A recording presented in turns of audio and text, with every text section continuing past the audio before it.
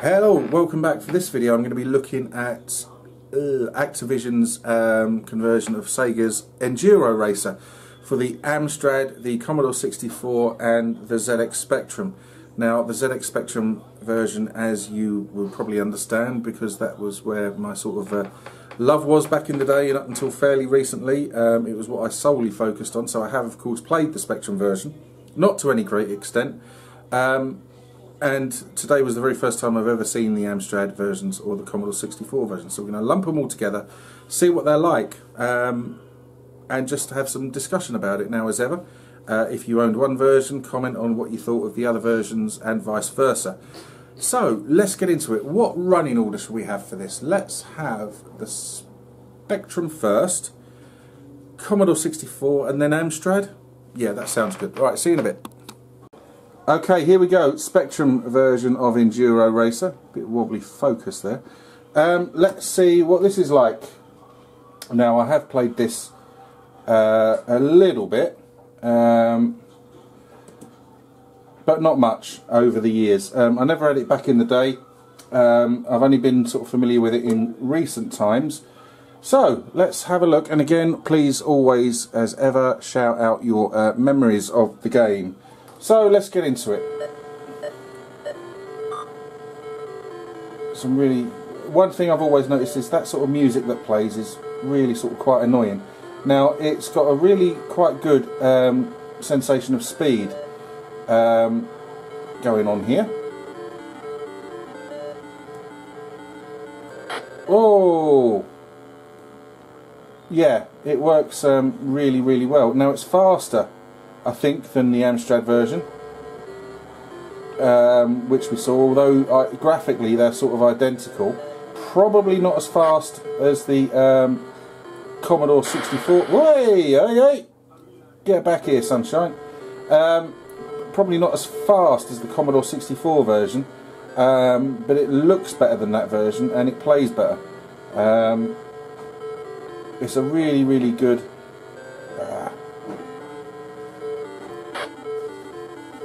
really good sort of convert. Sorry, I'm just trying to concentrate, losing my sort of train of thought. So now the music has stopped for some reason, and now it started again. Right, get those rocks out there. Oh, you swine, flipping shove me into the trees. I think it was about a tenner when it was first released. It was, I think it was it Electric? No, it wasn't Electric Dreams, it was Activision that released it. That wasn't very good. Let's have one more go. Bearing in mind what they've had to fit into sort of 48K, this is impressive. Apart from that bloody music.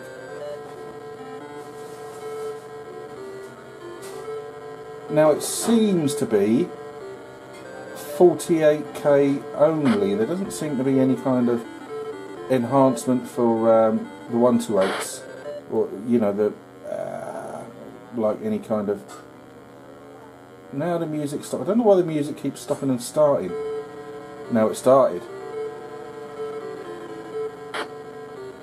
Really is one of the sort of more annoying things, really. I suppose there might have been an option somewhere to turn it off, but I didn't see it. But the game is playable. Oh dear. It's quite exciting. Come on. Oh, whoopsie. Right, so I've got an extended play now. I might be in sort of uncharted territory for me. Hey! Oh, that wasn't good.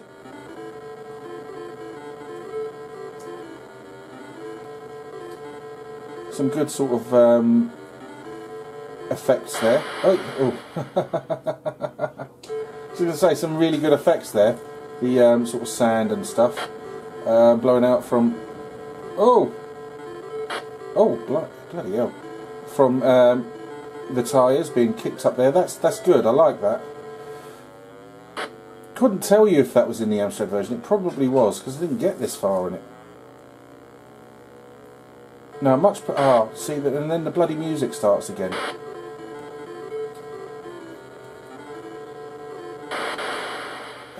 I copped an unfortunate one there. But yeah, I'm interested to know. Oh, for God's sake! I'm not going to get another extended play, am I? You don't get any kind of map to show your sort of progress around the course, which is a bit of a bummer, you know, because you get it in. I think you got it in Buggy Boy and sort of most sort of races. But well, there we go. That was Enduro Racer for the Amstrad. No, it wasn't. It was Enduro Racer for the Spectrum. Right, let's move on. Hello, right. Commodore 64's version of Enduro Racer to come now. So, here we go. I'm into the game already. We've seen Amstrad, we've seen Spectrum. Fairly decent conversions. For the Spectrum, it's considered one of the best arcade conversions. This is the first time I've played the Commodore 64 version, and you know, there's only sort of one thing you can say about how it looks in comparison to those other versions, and that is that it's ugly, quite ugly. There's a fair sort of sense of speed, but it's very sort of blocky, and although it's got more colours than those other two versions, the graphics are nowhere near as detailed, and you know, its control is sort of a little bit twitchy as well. Now, strangely, but sort of quite welcome, it's one of the few games of this sort of type, like racing games anyway, on the sort of Commodore, that I've seen that you can actually play with keys, which is what I'm doing, because I've been playing quite a few Commodore games today, most of which are joystick control sort of only, and my arm, or my hand and wrist, is really aching. Now, I'm right-handed, but I tend to play, this is going to sound really weird, I tend to play games with the left hand, and I don't know why. It's the way I've always done it, because I always tend to use the my right hand for the fire functions in games, so that's probably why I'm so shit at them. If I tried them with me dominant hand, if you know what I mean, I'd be okay. So, Commodore fans, what are your memories of your version of Enduro Racer? I don't think it's one of the best sort of conversions on the machine, but you know, is it bad? No, it's not bad, but it's oh, I've got another high score there. Yeah, it's not bad, but it's not brilliant. Now, compared to the other versions, I think it's the weakest of the three. It's got some decent music sort of playing through it. I'll just turn that up so you can hear it a bit.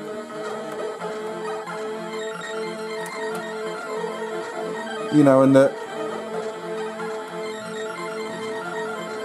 animations aren't spectacular on it either. Oh, come on.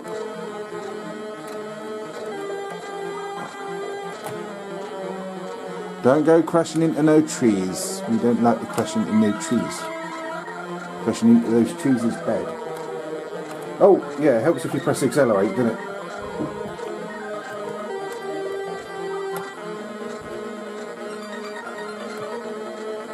Yeah, just look at the sort of detail, or lack of, on the other riders as you approach them.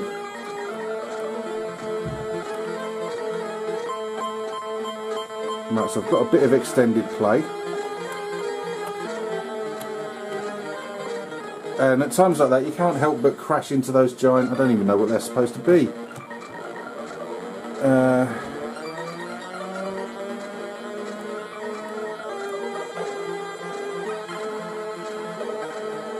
Come on. Oh dear, copped an unfortunate one there.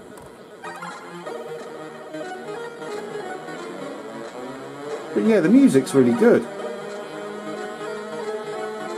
Oh.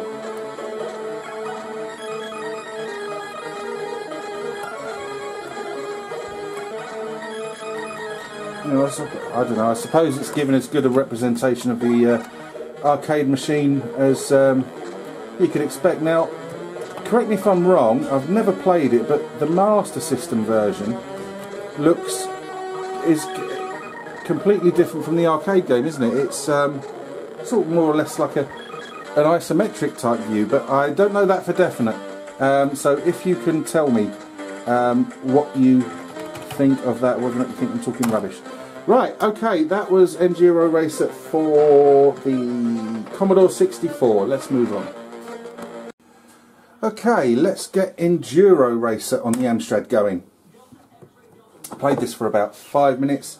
I'm more familiar with the Spectrum version than the Amstrad version, but I didn't play that an awful lot sort of back in the day, or in modern times either. So this is fairly new to me. I've had a quick 5 minute sort of play around with it, so this is just to show you what it's like for the Amstrad. Now of course it was very famous arcade game from Sega. I'm not sure I played it in the arcade, so there we go. Mev Dink is responsible for the Amstrad version. So let's start the game. The controls are Q, A, O, P, and I think space does something, I'm not quite sure what.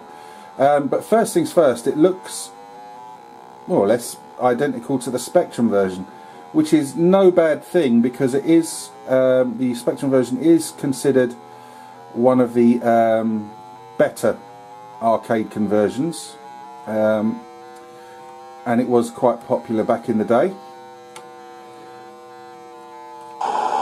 Oh, there we go. Now I think it's perhaps running slightly slower than the Spectrum version, but it's not by any means sort of horrific. Horrifically slow is what I meant to say there. It's very difficult sometimes trying to play the game and commentate at the same time. I can't even, I'm still struggling with light switches.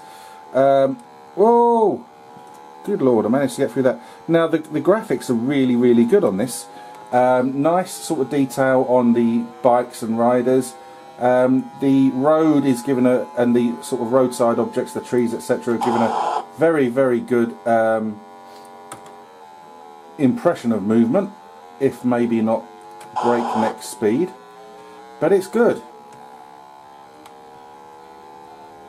So Amstrad owners, from back in the day, was this a game you were sort of familiar with? Oh dear, I've never ridden a motorbike or a scramble bike or anything like this. I'd go straight into the nearest tree. So are you a cyclist, a keen cyclist, motorcyclist that is? Now I'm going to be running out of time here. Whoa! Ah, definitely going to run out of time now. Crashing into trees is not good.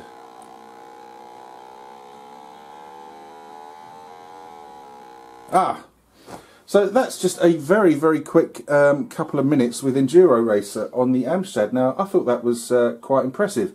Like I say, I mean, it's a couple of days, 3 or 4 days ago since I played the Spectrum version, so when you see the segments together, sort of let me know whether or not you think that is a little bit slower than it is on the Specky. I think it is, but it doesn't sort of break anything. It's a really good game. Right, let's move on. Okay, there you go, that's the end of that video. Enduro Racer for the ZX Spectrum, Commodore 64 and Amstrad. For the Spectrum, it's considered one of the best arcade conversions on the machine. You can see why. Plays really well. Very good graphics, very good sensation of speed. Slightly annoying music that plays through it in parts. In fact, it's not slightly annoying, it gets very annoying. But that is a game that reviewed very well back in the day, and you can understand why. Now, I never owned it back in the day. I've only started playing it sort of recently, within the last couple of years, and even then only sort of on and off. But yeah, I'd like to know what your thoughts were if you had that back in the 80s. How much did you play it? Did you like it? Did you loathe it? The Commodore 64 version, I probably won't revisit that again, because it's got a decent sensation of speed, but the graphics, although colourful, are quite sort of rubbish compared to the other versions. And yeah, it's got music sort of going on, but it's not particularly an exciting game. It's just not as polished as the other versions. It's probably, you know, the best that could have been got out of the 64 at the time, but I didn't find it as enjoyable as the Spectrum version. And the Amstrad version is just basically the Spectrum version, which if you were an Amstrad user, I'd imagine you'd have got pretty annoyed with games that were just straight easy ports of Spectrum games, because we've seen what the Amstrad is capable of arcade conversion wise with the likes of Grisor, R-Type. By R-Type I mean the sort of remake, not the original one, which is basically again just a copy of the Spectrum version. Bomb Jack is really capable of a lot more, and I think that's, you know, I'd be sort of annoyed. It's not a bad game at all because the Spectrum game is really good, but the Amstrad version, you will notice, was quite a bit slower than the Spectrum version. It didn't break the game, not at all, but it was noticeable. So, as ever, please share your memories. I hope you liked the video. If you do, please let me know. If you wish to subscribe, please do so. But if you do subscribe, as I always say, please join in the discussions, because it would be great to hear from you. Thanks ever so much for watching. Take care. Goodbye.